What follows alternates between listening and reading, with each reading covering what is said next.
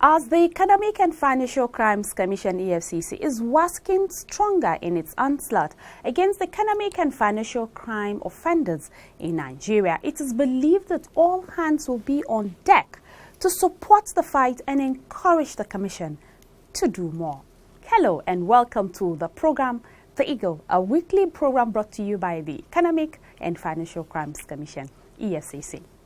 On this edition, the Economic and Financial Crimes Commission (EFCC) arraigns a former Minister of State for Federal Capital Territory, Jumoke Akinjide, and one Olanrewaju Otiti before Justice J.O. Abdul Malik of the Federal High Court sitting in Ibadan, Oyo State. Director General of the National Council for Arts and Culture, Olusegun Runjewe, has commended the EFCC for its unrelenting efforts in championing the anti-corruption crusade of the President Muhammadu Buhari administration. Also in the package, Justice Nnamdi Dingba of the Federal High Court in Maitama, Abuja, struck out an application seeking an order dismissing the $1.6 billion fraud charge preferred against Jide Omokore, an ally of a former Minister of Petroleum, Desiani Alison Madueke, and others by the Economic and Financial Crimes Commission, EFCC. Please stay with us. The program continues shortly. Don't go away. Imagine a society where everything works. Durable road networks, stable electricity supply, portable water, well-equipped and functional healthcare facilities, quality education for all, affordable housing schemes, social security benefits, job creation, and a lot more that makes life comfortable to live. That is an ideal society. We can only achieve these if we all play our part. Say no to corruption to enjoy these benefits. Kill corruption to save Nigeria. This message is from the Economic and Financial Crimes Commission, EFCC. Welcome back. Director General of the National Council for Arts and Culture, Olusegun Runjewe, has commended the Economic and Financial Crimes Commission, EFCC, for its unrelenting efforts in championing the anti-corruption crusade of the President Muhammadu Buhari administration. The report. Runjewe, who made the commendation during a visit to the EFCC headquarters on June 20, 2017, noted that the anti-graft agency has so far played a pivotal role in the fight against corruption. He said there is an aspect of culture to the fight against corruption, and it must be stressed because the EFCC, through the whistleblowing policy, has achieved a lot in the area of recovering stolen funds. While noting that at every instance, corruption would fight back, he averred that anyone fighting the EFCC and its leadership is opposing the fight against corruption. He also stressed the important role that the implementation of the Bank Verification Number, BVN, and the Treasury Single Account, TSA, have played in aiding the efforts of the EFCC at nabbing Treasury looters. So I'm here today, Mr. Chairman, to passionately plead with you. I am aware that you are now I know why most of the bank are scared of EFCC. I didn't know the chairman is a forensic expert in banking and accounting checks. So I now know more today. I want to thank you for that because today, some of us might not take it seriously. The baby EFCC gave birth to is what is spreading today, giving us what we call BVN, giving us what we call TSA account. Most Nigerians don't know this, but unfortunately, if you do research, you get it wrong. I want to thank the EFCC management, the chairman, for this wonderful product that is bringing a change to Nigeria. Acting Chairman of the EFCC, Ibrahim Mago, who received the DG and the NCAC management team, appreciated the gesture and seized the medium to call for collaboration with the Council. He described corruption as a cankerworm that has eaten deep into the fabrics of our society and a major threat to Nigeria's unity. The reality, he noted, calls for a common consensus among all Nigerians, aimed at ensuring a better future for the country. He also stressed the need to stop celebrating corrupt people by letting them know that corruption is evil and it should be shunned. It is our duty, everybody, it is our duty to fight corruption so that we will have a better country. We will have a better tomorrow for the unborn generation or the future generation. Because you and me went to school when the school was good. There was no money. There was no problem. The hostel was only 19 naira. Yes. You don't need more than 900 naira in a year. 900 naira in the whole year for a school. And I used to go from Zaria to Maiduguri and managed with 900 naira. They used to give us scholarship. There is no scholarship today. So, but this can be restored. The occasion also witnessed the decoration of the acting chairman of the EFCC with the NCAC badge by the visiting DG. Sylvia Mbamalu, reporting for the Eagle. Corruption is a cankerworm, na cankerworm. I say na cankerworm, na cankerworm. Corruption don't finish our country. Nigeria women rise up and come together, oh yeah. Every woman come out, we could fight corruption together, oh. Every woman fall out, we could kill corruption together, oh. Them they thief our money, send them obodo yibo. Children they suffer every day, better school in no day. Nigeria women come, oh. Women from every sector, make we fight corruption, we won't kill our country. Them go collect money for light, chop the money, light we no see. Good road and good health and call, we no see. I said na cankerworm, oh, na cankerworm, oh. Join the EFCC in its crusade to rid Nigeria of corruption. Naija, now we all know. Thank you for staying tuned. Now to court updates as the EFCC arraigns a former Minister of State for Federal Capital Territory, Jumoke Akinjide, and one Olanrewaju Otiti before Justice J.O. Abdul Malik of the Federal High Court sitting in Ibadan, Oyo State, on an amended 12 counts charge bordering on money laundering to the tune of over 600 million naira. Golden Omura, Hustlers and other reports. While Akinjide and Otiti are facing trial on counts 1 to 12 of the amended charge, the third accused person, Senator Ayo Ademola Adeseun, who failed to appear in court, is facing trial on counts 1 to 24. The accused allegedly received the money from a former Minister of Petroleum Resources, Diziani Alison Madueke, in the build-up to the 2015 general election.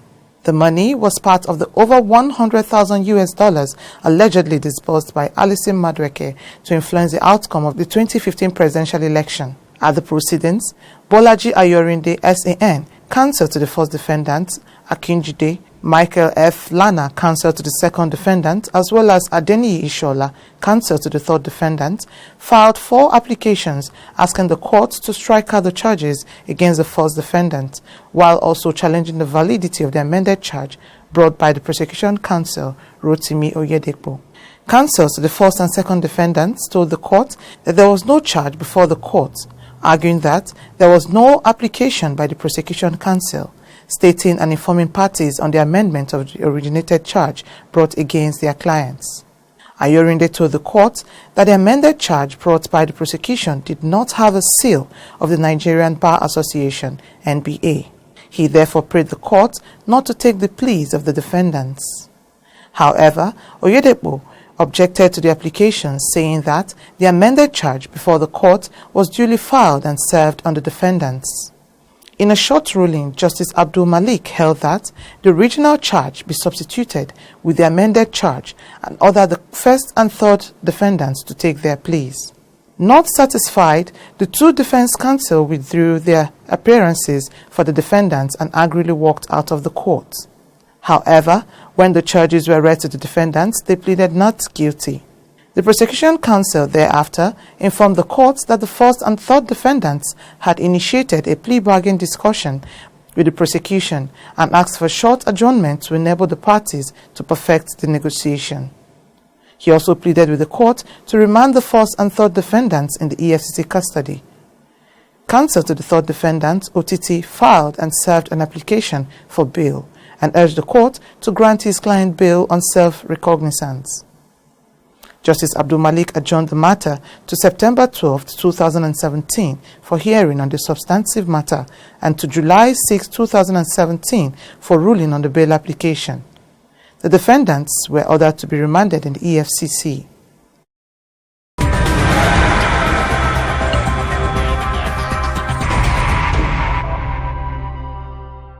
Still on court matters, Justice Nnamdi Dimgba of the Federal High Court sitting in Maitama, Abuja, has struck out an application seeking an order dismissing the $1.6 billion fraud charge preferred against Jide Omokore, an ally of a former petroleum minister, Diezani Alison Madueke, and others by the Economic and Financial Crimes Commission, EFCC. The judge also refused the application seeking to strike out an additional proof of evidence dated June 7, 2017, tendered by the EFCC. Other defendants in the suit are Victor Briggs, Abiye Membere, David Mbanefo, Atlantic Energy Brass Development Limited, and Atlantic Energy Drilling Concepts Limited. Omokore and his co-defendants are standing trial on 9 counts of criminal diversion of about $1.6 billion, alleged to be proceeds of the sale of petroleum products belonging to the federal government. At the resumed sitting, Members Counsel Folabi Kuti prayed for an order dismissing the charges and setting aside the proceedings. He also asked the court to alternatively strike out the additional proof of evidence containing a witness statement obtained on June 7, 2017 and filed on June 9, 2017 by the prosecution. Kuti argued that the act of the prosecution constituted an abuse of court's process and negated the principle of the Administration of Criminal Justice Act, SCJA 2015. He contended that the witness statement obtained after the prosecution had called 2 witnesses showed that investigation of the case was ongoing contrary to the provisions of the ACJA and Rule of 3 of the Federal High Court's Practice Direction on Criminal Matters. Other defense counsel did not file any process either for or against the application and only said that they would leave the decision to the courts. Responding, counsel to the EFCC, Rotimi Jacobs, SAN, said that the application was based on a false premise. He noted that the purpose of front-loading the documents to be used by the prosecution was merely to bring the case of the prosecution to the attention of the defendants in line with Section 36, subsection 6 of the 1999 Constitution. In his ruling, Justice Dimgba held that an alleged violation of the Federal High Court's Practice Direction on Criminal Matters, as argued by Members Counsel, could not rob the court of its jurisdiction to hear a criminal case. The judge held that the jurisdiction to hear a criminal case was vested on the court by the statutes prescribing the offences on which the defendants are being tried and not the practice direction. The judge said, and I quote, "By virtue of the provisions of the Advance Fee Fraud and Other Related Offences Act and the Money Laundering Prohibition Act, the court had been conferred with the jurisdiction to hear the case, which involved the offences of advance fee fraud and money laundering preferred against the defendants." End of quote. Justice Dimgba also held that Section 379, subsection 2 of the Administration of Criminal Justice Act 2015, cited by the applicants, allowed the prosecution to file additional proof of evidence at any stage of the trial. He added that the law did not limit the prosecution to specific types of additional evidence, either documentary or oral, that could be filed in court in the course of the trial. The judge held that to interpret the law as construed by the defendants would violate the said Section 379, subsection 2 of the ACJA and would create a judicial cloak in the procedure of prosecution established by the law. He added that the remedy available to the defendants was not to ask for the dismissal of the charges, but to request more time to enable him to study the newly filed documents. Justice Dimbwa, after dismissing the application, adjourned to July 5th, 2017 for continuation of trial. Golden Onwura reporting for the Eagle.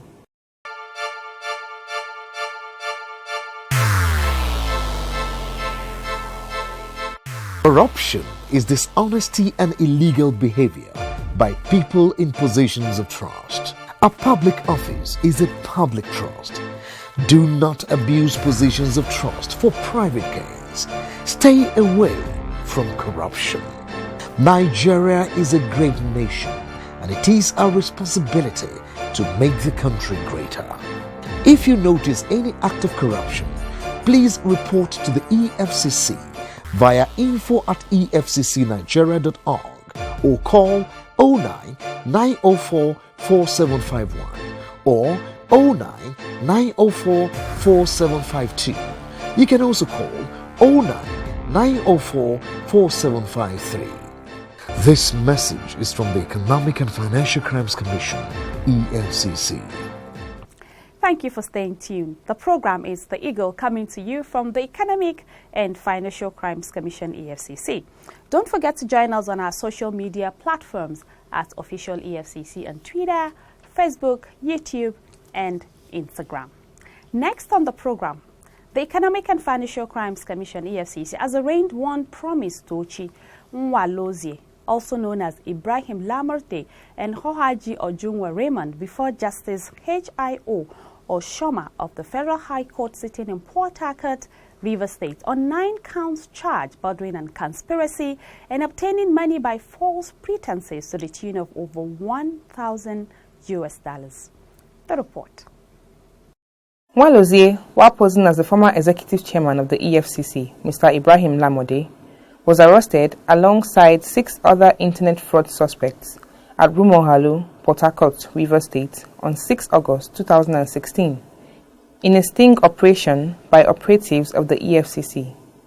Nwalozie was using the identity of Lamode to send scam mails to foreigners, mostly Europeans and Americans, and in the process extorted sizable amounts of foreign currencies from them.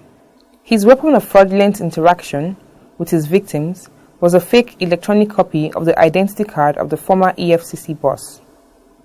He equally assumed another name, Gabriel Giese, to ply his nefarious activities. This is in addition to posing as Barrister Peter Jackson, a spurious lawyer working with the National Judicial Council, NJC, in Nigeria. As a lawyer, he was defrauding his victims by assuring them that he would help in the recovery of money lost to different Nigerian cyber fraudsters. To do this, Jackson was collecting various sums of money as service charge from his victims. Some of his victims are Betty G.E., an American, and Georgina M., an Australian. Raymond was one of his partners in crime. 6 other suspected fraudsters arrested with Nwalozie have been charged separately. The defendants pleaded not guilty to the charges when they were read to them. Justice Oshoma adjourned the case to 6 July 2017 for bail hearing and ordered that the defendants be remanded in prison custody pending the determination of their bail. Sylvia Mbamalu reporting for the Eagle. Corruption is a cankerworm, na cankerworm. I say na cankerworm, na cankerworm. Corruption don't finish our country. Nigeria women rise up and come together, oh yeah. Every woman come out, we could fight corruption together, oh. Every woman fall out, we could kill corruption together, oh. Them they thief our money, send them obodo yibo. Children they suffer every day, better school in no day. Nigeria women come, oh, women from every sector, make we fight corruption, we won't kill our country. Them go collect money for light, chop the money, light we no see. Good road and good health and call, we no see. I said na cankerworm, oh, na cankerworm, oh. Join the EFCC in its crusade to rid Nigeria of corruption. Naija, now we all know. This is how far we can go on this week's edition of the program. Please join us again next week for another interesting package. Don't forget to also join us on our social media platform at Official EFCC across all the social media networks. You can also send your comments to the eagle at efccnigeria.org or search for us on Google Plus at Official EFCC or Official EFCCNG at gmail.com. And to watch our programs and other activities, please log on to youtube.com/Official EFCC. My name is Aisha Gambari. Be part of a corrupt-free Nigeria. When you see something, say something and do something. Thank you for being part of this week's edition of the program. See you again next week. God bless Nigeria.